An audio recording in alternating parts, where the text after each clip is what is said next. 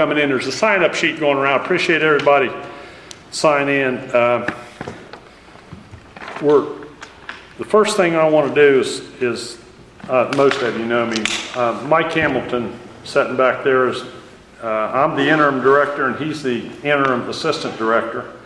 He told me that he would help me and take it if I would take it, so I did. So he is.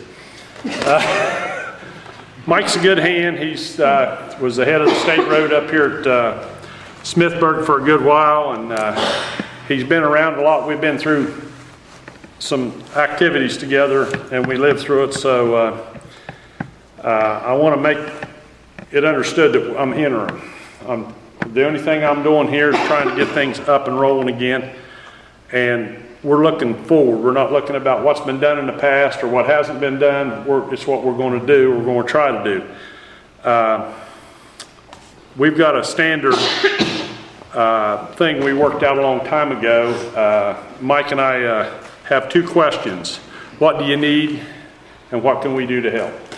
That's the only two things we ask when we get on the scene. And Leon and some of the rest of you have been around when we've been in these activities. We got spatial conditions to take care of, and that's the only thing we're interested in, is taking care of the spatial conditions. Now, I've already been answering questions out there. All you people are assets to Doddridge County. There's more coming. And what I'm going to do tonight, we're not going to be here very long. I'm going to go over a few things, update you on a few things, and then I'm going to pass out information sheets. And what we need right now to get started is information. We got to get the LEPC brought back up. In 1996, we created the LEPC. This is it for Doddridge County. We updated it in 2002. Okay? And it's not worth the binders written in now. Everything's been done differently now. So we're starting over. Everything is in there. We've got 911 now. We've got everything's dual county operation. I just talked to John a few minutes ago. He made a suggestion when I went down to the 911 center that we talk to Ritchie County and they just prepared their disaster plan for the whole county. And I don't know if they had a grant or not. Yeah, James kind of indicated we did, and Bayless did too. But anyway, they're very interested in meshing the two, and I'm all for that because that means dispatch is only dealing with one scenario and not a bunch of different plans. So that's the first thing we're going to deal on. Some of you have grants bearing on this. I know the health department's here, they have grants. Sometimes Smokey and some of the rest of them, I know I'm working on one for the school board right now, a 4373, is that right, plan? You didn't know anything about that, did you, Dave? 4373, I think Rick gave it to me the other day. I'm just up to 4372. Oh, okay. But anyway, the stuff we do and the stuff that's in this book and the stuff we're creating all has to do with Doddridge County. And the more we do it as a team, I'm not going to have a lot of meetings. I'm going to be going to like Smokey's board of directors and the squad's board of directors and the AA's board of directors and the health department's board of directors. We're going to get all the mutual aid agreements brought back up to date. They need to be updated every 2 years. I'll be around to the fire departments. I'll try to straighten them out. In the past, I've done in-services for the Board of Education for their disaster plans. We have pre-planned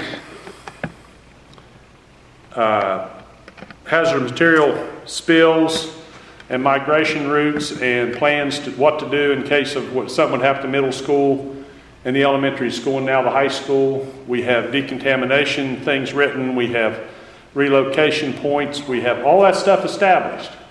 Now the Board of Education, they came to me the other day and they said, what do you do if you get a bomb threat? Okay, they have to have 4 location points, but they can't put those out on the air because it'd be kind of dumb to say we're going to transfer everybody to the Methodist Church at the corner of Wood and Church, and the guy could, if they got a bomb threat, he could just move his bomb there. So that'd be kind of dumb to do that. So they're going to have point A, point B, point C, and point D. And they're going to, and then if they've got something like that in a chemical setup, whatever it is, we got to handle spatial conditions. Now, we've got some other problems that I really need some help with, and I'm going to be around talking to some of you about it tonight, or talking to some of you eventually, or some of you eventually. I'll talk to all of you. But like the trailer, it was wrecked last year. It's total. It's gone. It's history. It's being stripped out. The 10 by 32, I think it was, trailer that they had for the county, it's being stripped out now, and it's going to be going. I'll go to the county court on the first meeting of the month. I'll give them a situation report for the county. The truck wasn't runnable. We took it to, I had it towed. I talked to the mechanic today. The only thing wrong with it was a ground wire on the fuel pump. It's running. So I'll move it out of there and get it taken back. Disposition of the truck will be up to the county commission on the first meeting of the month, whatever they want to do with it. But there's some questions that brings up. Do we want to replace that trailer? Do we need a trailer that big? Do we need 2 smaller trailers? What do we need? And I was hoping a couple more of the fire chiefs would be here tonight, because we've got some things that we need to do. With that, I'd like some suggestions, because it's not my trailer, it's Doddridge County stuff. And probably the people with the feet on the ground, the first responders, are the people that's going to be using it, so they ought to have the input into it. So, and it'll be set up according to them. The radios in the trailer are toast. They're gone. They're not narrowband compliant, so it's they're useless, all of them. I think the portables, I just talked to John there, he thought the portables were too. The only thing that's usable out of that trailer is the handy talkies, those little Motorola like you go deer hunting with. There's about 14 of those in there. And they'd be good for a scene. So, and they come with the trailer. So that's about the only thing usable. The tower on the trailer is still usable, and we're in the process of getting it removed. Tyler County wanted to buy that 30-foot tower. It's air operated. They wanted to buy it off of us, and we're trying to get them to put something in writing so I can take it to the county commission and let them make a decision. That's where we are. We have money in the accounts.